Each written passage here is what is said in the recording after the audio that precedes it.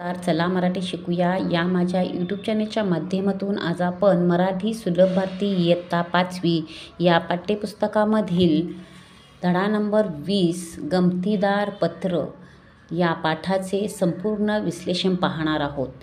तरी सर्वांनी video skip न करता शेवटपर्यंत जरूर पहा आणि चॅनलवर नवीनच असाल तर सबस्क्राईब अवश्य करा। पाहूया धडा नंबर 20 गमतीदार पत्र संपूर्ण विश्लेषण। दारावरची बेल वाजली। मायाने दार उघडले। दारात पोस्टमन होता। त्याने मायाला एक पाकीट दिले। मायाने पाकिटावरचा मजकूर वाचला। अय्या काकांचं पत्र। तिला आनंद झाला। धन्यवाद पोस्टमन काका। मायाने पोस्टमनचे आभार मानले। दार बंद केले। पाहूया तर या पाठामधून आपण काकांनी लिहिलेले पत्र कसे असते हे पाहणार आहोत। तर दारावरची बेल वाजली आणि मायाने दार उघडलेले आहे। दारात कोण होतं? पोस्टमन काका ते। त्यांनी तिच्या हातात एक पाकीट दिलं। मायाने पाकिटावरचा मजकूर वाचला आणि काय म्हणाली, अरे बापरे काकांचं पत्र आलंय। तिला खूप आनंद झाला आणि तिने पोस्टमन काकांचे आभार मानले आणि दरवाजा बंद करून घेतला। आता हे काकांचे पत्र कोणाला आले होते तर मायाला आले होते। तर मायाने काय केले पहा या पत्राचे। तिने पाकीट उघडलं, आतील पत्र बाहेर काढलं। पाहते ते काय, आत कोरा कागद। तिला आश्चर्य वाटलं, काकांनी कोरा कागद कसा बरं पाठवला। आता विचार करत माया रेश्माच्या घरी गेली। रेश्मा हे बघ पत्र काकांनी पाठवलं आहे। मायाने पत्र रेश्माला दाखवले।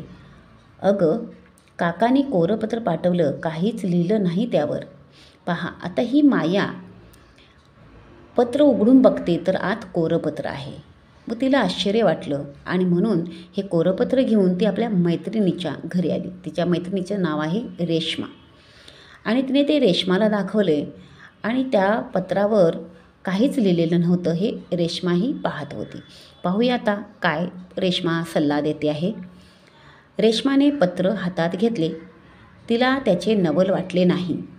तिने एक मेणबत्ती घेतली, मेणबत्ती पेटवली आणि रेश्मा मेणबत्तीच्या ज्योतीवर पत्र धरू लागली।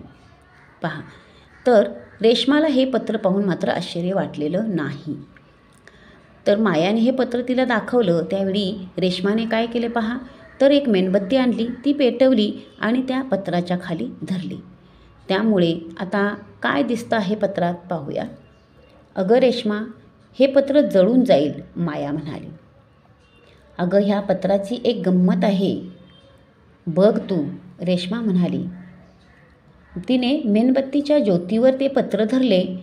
ज्योतीची उष्णता त्या पत्राला मिळाली, त्यावर अक्षरे उमटू लागले। मायाने आनंदाने टाळ्या वाजवल्या। तिने पत्र वाचले, तिला खूप आनंद झाला। मायाने रेश्माला विचारले, काय गं आता कशी काय पत्रावरची अक्षरे दिसू लागली। पहा आता या दोघी मैत्रिणींच्यामध्ये डिस्कशन चालू आहे, चर्चा चालू आहे। कारण रेश्माला माहिती होतं या पत्राची गंमत आणि हे पत्र मेणबत्तीच्या पेटवलेल्या प्रकाशावर धरले असताना माया घाबरली आणि म्हणते काय, हा अगं पत्र जळून जाईल। त्यावेळी रेश्मा म्हणती, अगं नाही, हे गंमत तर बघ, मेणबत्तीच्या प्रकाशावर धरले आणि मग अक्षरे त्याच्यावर उमटू लागली, दिसू लागली, त्या पत्रावरची अक्षरे दिसू लागली। अगं माया ऐक, लिंबाच्या रसाचा उपयोग करून कागदावर लिहितात। लिहिलेले सुकल्यावर कागद कोरा दिसतो। तो कागद उष्णतेवर धरल्यास त्यावरील अक्षरे उमटू लागतात आणि आपल्याला ती अक्षरे वाचता येतात। रेश्माने मायाला कोऱ्या कागदाचे गुपित सांगितले। हे ऐकून माया आश्चर्यचकित झाली। पहा तर रेश्माने या पत्राचे गुपित सांगितलेले आहे की लिंबाच्या रसाने कागदावर लिहिल्यावर कागदावरील अक्षरे ती सुकली जातात आणि त्यामुळे कागद कोरा दिसतो। परंतु पुन्हा हे जर मेणबत्तीच्या पेटवलेल्या भागावर धरलं तर ही अक्षरे उमटू लागतात। या उष्णतेने ही अक्षरे कागदावर दिसू लागतात।